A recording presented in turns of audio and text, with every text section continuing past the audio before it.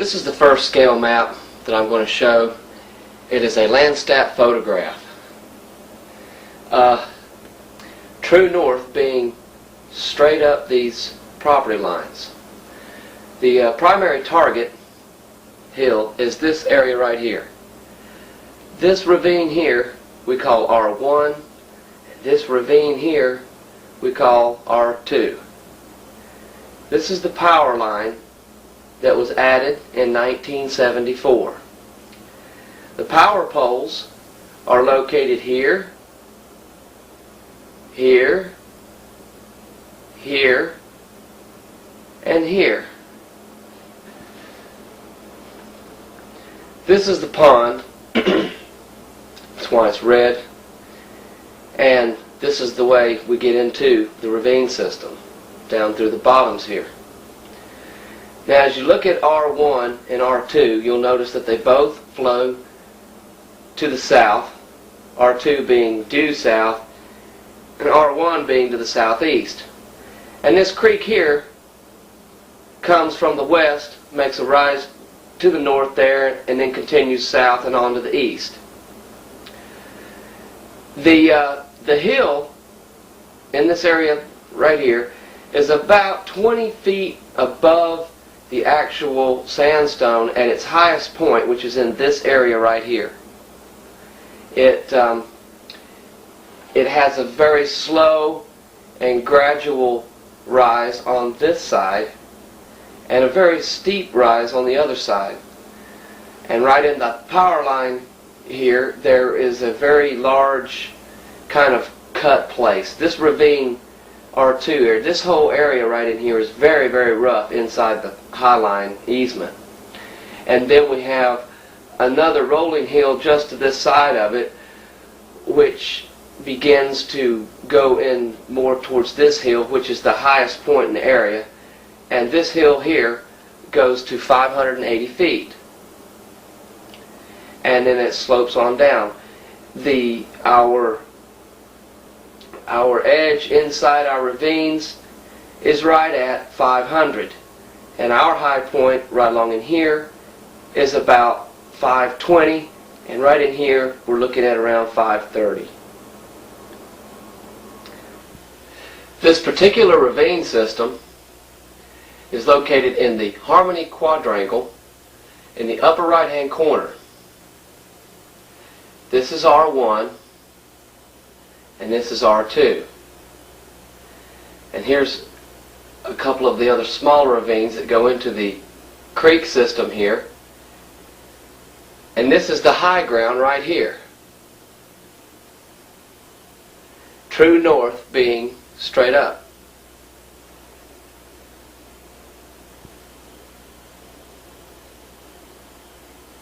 Okay, this is a hand-drawn, more detailed map showing the contour at 5-foot intervals. And it also has indicated on it where our drill holes were.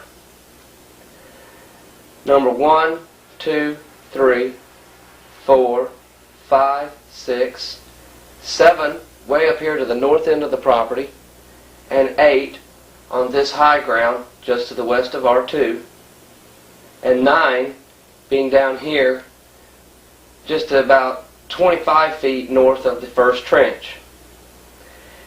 These black lines being our trenches that we've dug with a backhoe. We have 1, T1, T2, T3, and T4.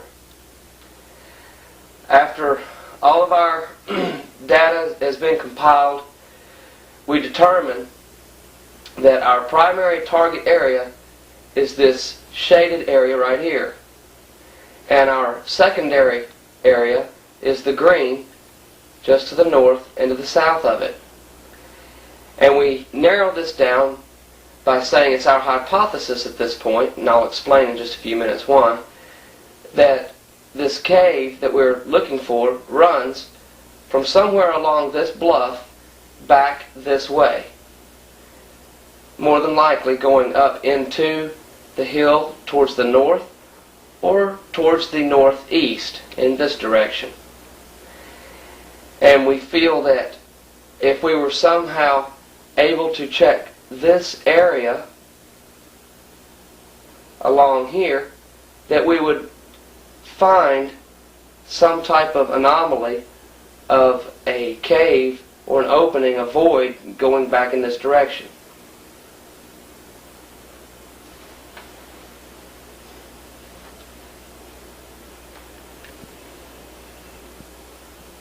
Okay, this is a map that the guy that found this thing had made several years ago, and I really think he wasn't bright enough to fake it.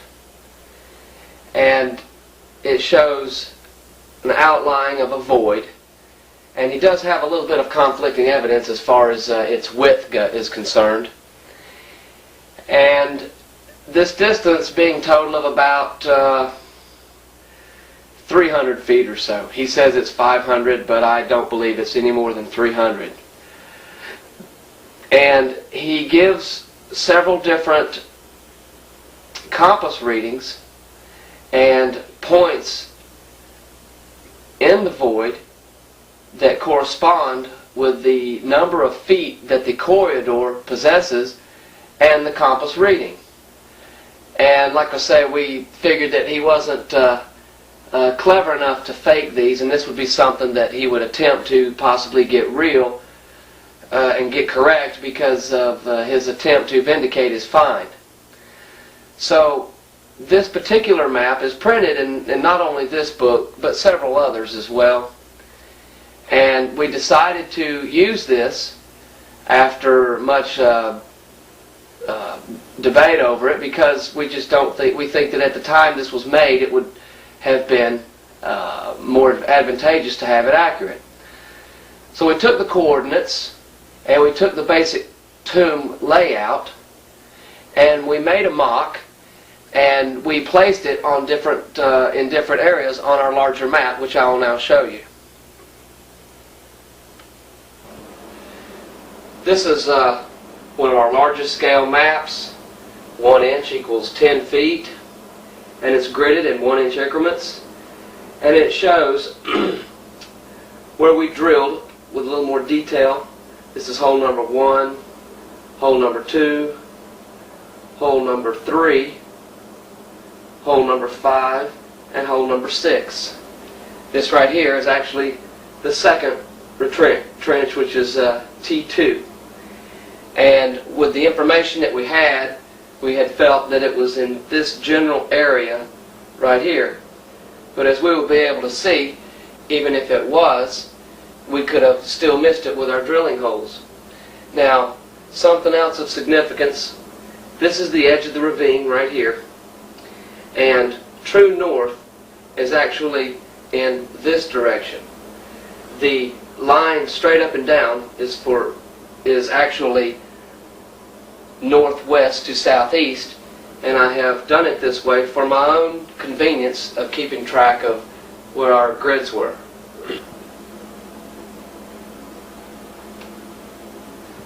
Okay, I'd like to show you that this map is so large it barely fits into the screen. This is T1, and T1 is about 330 feet south of the power line, which is this way. Another several feet, say probably about 100 feet. T1, T2, this is T3, and T4 is on up this way. This, once again, is R1. Our trenches go to the edge of the ravine. The sandstone along the edge of the ravine is a huge block. It's all one stone, basically, that goes underneath this entire area that I would say probably runs from about maybe 2.5 to 3 miles wide and about 7.5 to 8 miles long, north and south, actually. These trenches are cut through the topsoil and the clay, the stone type of clay, all the way to the end points here.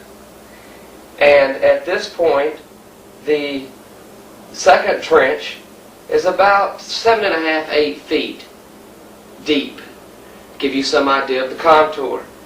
this trench right here is probably about 6 feet deep at its farthest distance, and this trench also is not quite as deep as the second trench.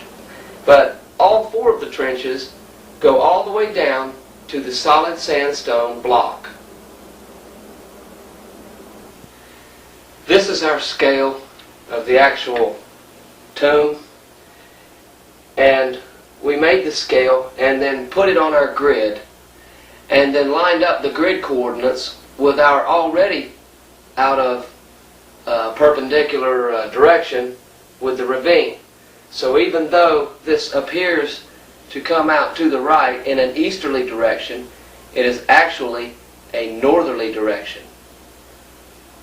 So that you can't forget that that's what we're doing here, is matching the grid points. So on the other maps the angle would be different. However, we feel that as you see this model, the size of it varying from point to point, and with honest discrepancies, or in our case if there are such, it would appear to scale here to be about 10 feet wide. And the whole system, this system, we feel comes close to the ravine in some fashion, but it could be anywhere to the south or to the north between the T1 and the T4 trenches. And this is simply showing the model at a different position. And you can see why perhaps even if it were like this, we could have actually missed it here, or any number of places. Returning to our detailed contour map, like I've mentioned, we feel that our opening, our void, runs in this direction, straight being due north, straight up. And if such is the case, it would have to run at some length in this direction. And I feel that a positive search in the ground along these coordinates would show that void. And it might be necessary to check this area right in here to some extent also. It continues on in the middle of the ravine to the west,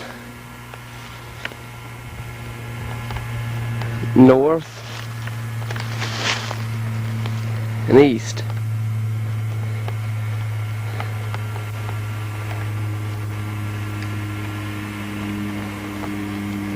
This is the hill just to the south. And this hill, this ridge here is what would 20 feet from the bottom of the ravine or so.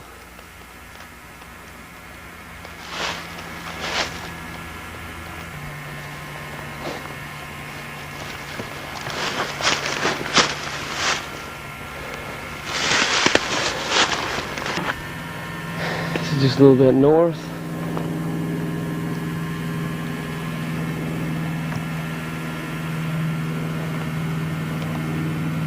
Moving farther north, close to about half the distance between the first position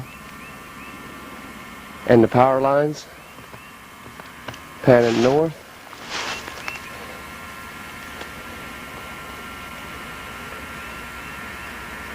Facing northeast.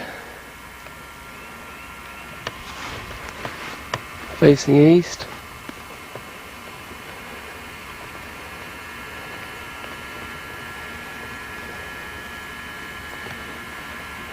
Okay, this is getting close to the power lines.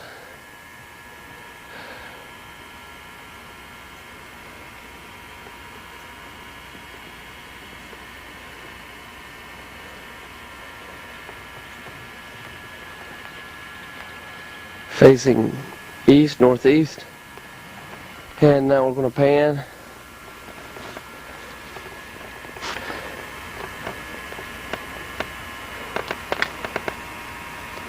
Facing west.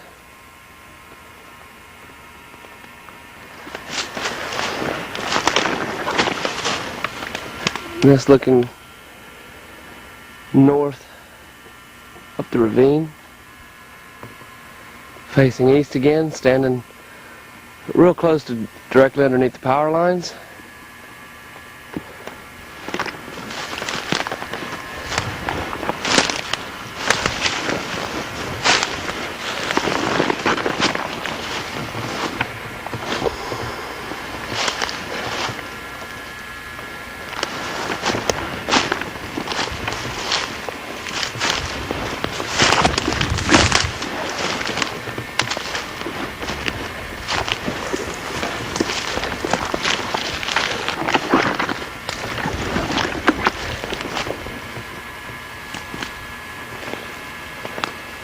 Still facing north, northeast.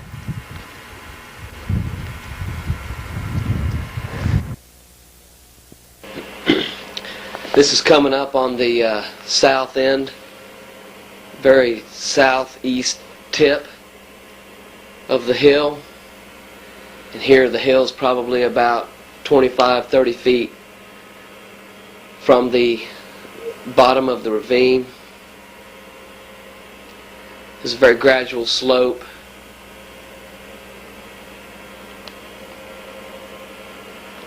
Approaching the top.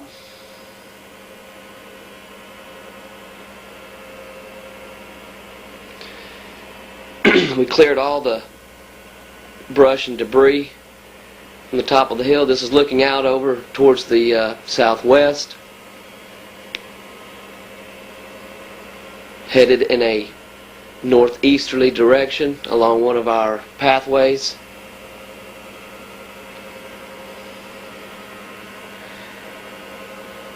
Showing the top of the target hill.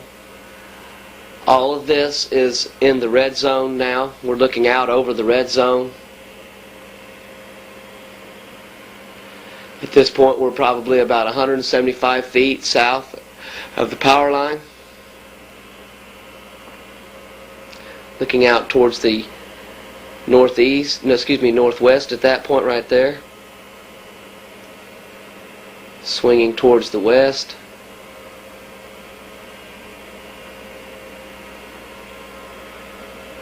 Showing more terrain. Swinging back, panning north.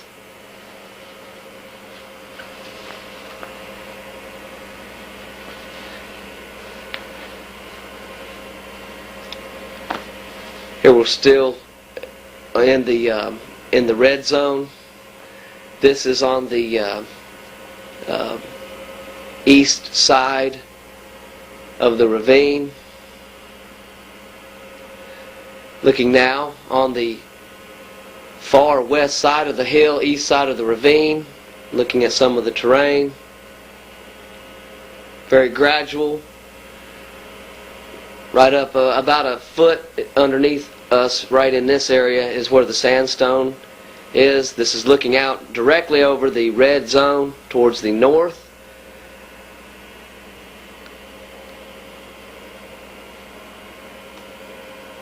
Panning now towards the east.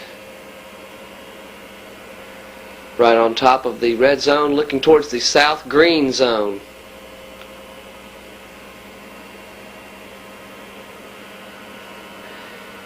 Standing on the west side of the hill.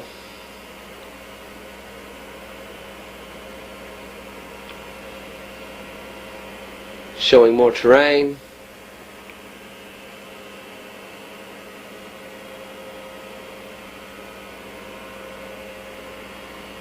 This is all directly in the red zone.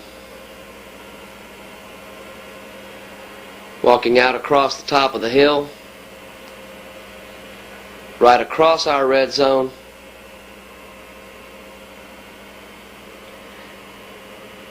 And now approaching the other side of the hill. and continuing north. At this point, probably about 140 feet south of the power line.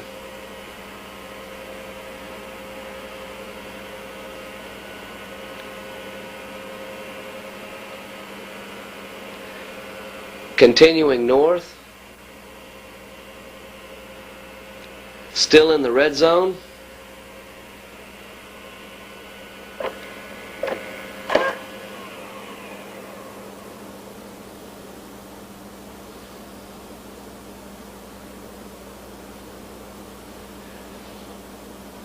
Still in the red zone, walking right across the east portion of the hill in the red zone, approaching the power line. Easement. That's a shot of the third power pole right in the center there.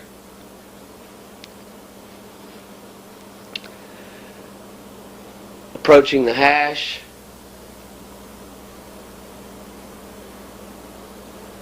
Traveling northwest, excuse me.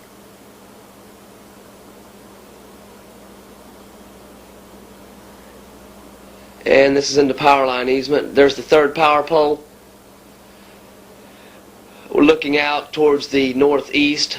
You can see that's the higher point behind that power pole there, the smaller one. Looking almost due north, panning to the west, northwest.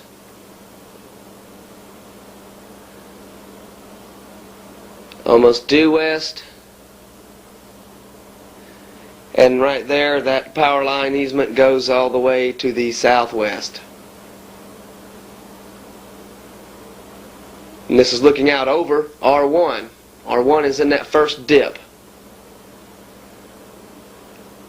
Swinging back north and continuing across the high line easement.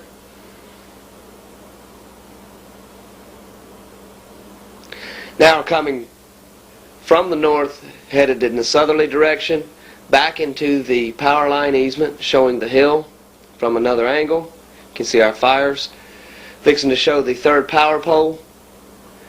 And to our left here, which would be to the northeast, that hill there, the first hill, is where we did, on top of it, just in the high line easement, is where we did our hole number 8.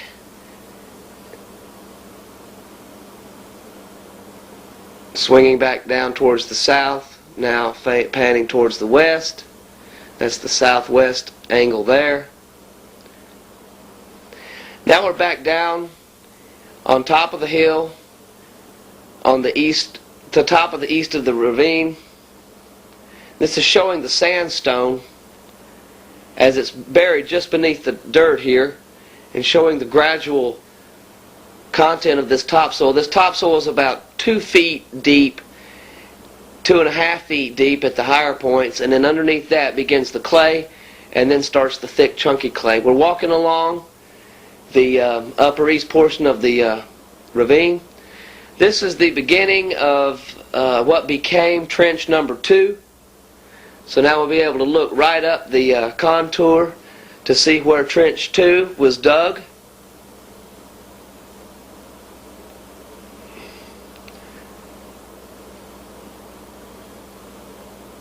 Looking back into the red zone. All of this is in the red zone. We tried to move as many leaves as we could and picked up as much brush as we could while we had weather. This was all videotaped in November of 1995. Continuing in a northwesterly direction right up the edge of the ravine, showing the contour.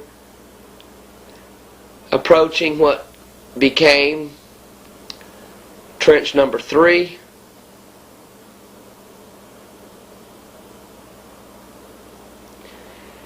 And we're now still in the red zone.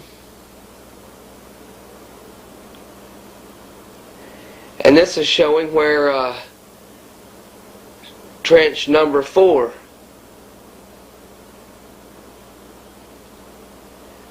became. Just south of the high line there. Now we're back in the high line on the west side of the hill, facing out towards the northeast, and now panning back towards the north. That's the property line there where those trees are cut. Now we're looking almost northwest. There's up the ravine. The rocks below and before this particular footage started was right underneath where we're standing now. Now we're walking up towards the northeast. That's the third power pole there, what we call the third power pole.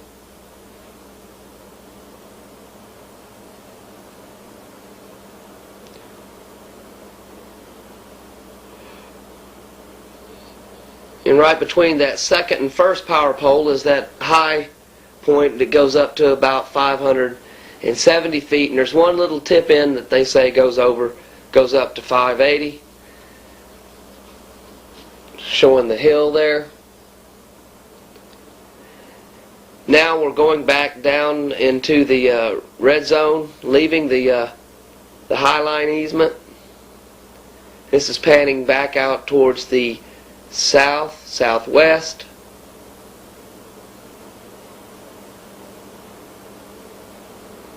Continuing south.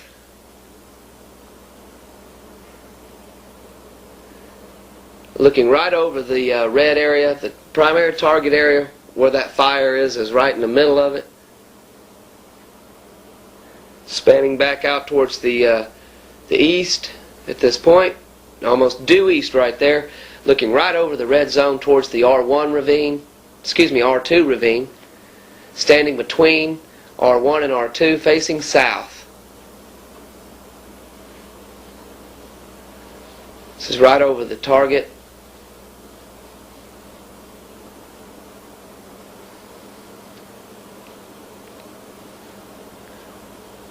Continuing south. Right in our red zone. Looking out towards the east there again, towards the R2 ravine, which is at that point about 280 feet, 300 feet over that way. You can see the crest of the hill now, towards the middle of the screen on your left. This is taking a picture right down into the T2 trench. Showing the hard clay on the bottom. This is right on top of that sandstone.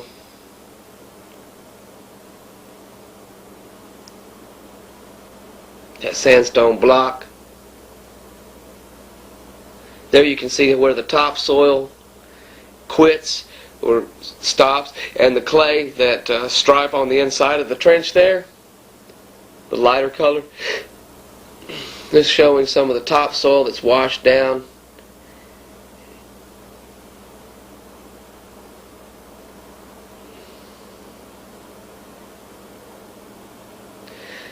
This is showing trench number 1. That was the mouth of it, and we were just panning, kind of walking towards the east in the direction of the trench. It's trench number 1.